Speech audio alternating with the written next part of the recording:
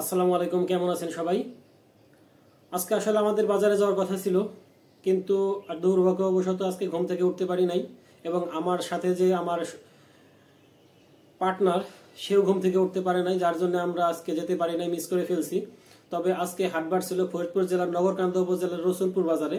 ওই বাজারে আজকে আমরা খোঁজ খবর নিছি আপনাদের জন্য, যেহেতু যেতে পারি নাই তাই আপডেটটা দিয়ে দিই।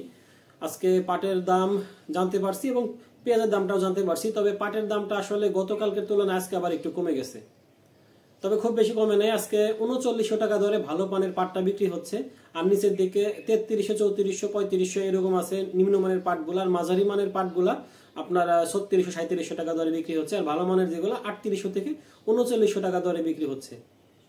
আসলে পাটের দামটা কিন্তু আমরা যেভাবে আশা করছিলাম যে বাড়বে এই সময় আসলে, সেভাবে কিন্তু বাড়ছে না। ওই একই অবস্থায় আছে, 4000 টাকা 3900 টাকার মধ্যে ঘোরাফেরি করছে। আবার মজার বিষয়, আমার এক ভিউয়ার ভাই উনি কমেন্ট করছে যে পাটের দাম 4000 টাকায় গিট্টু লেগে গেছে। আসলে গিট্টু লেগে গেছে, কারণ একটা জায়গায় আটকে আছে, এর থেকে কমও হচ্ছে না, বেশিও হচ্ছে না।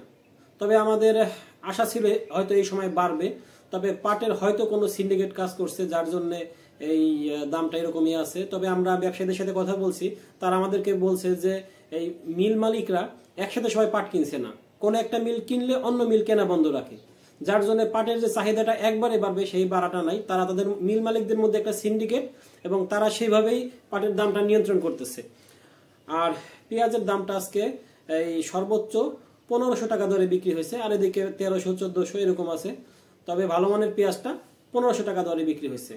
এই হলো আপনাদের জন্য আজকে সর্বশেষ আপডেট। প্রিয় দর্শক, আমাদের ভিডিওটি ভালো লাগলে লাইক, কমেন্ট, শেয়ার দিয়ে সাথেই থাকবেন, আর নিয়মিত আপডেট পেতে চ্যানেলটিকে সাবস্ক্রাইব করে রাখবেন। ধন্যবাদ সবাইকে, আল্লাহ হাফেজ।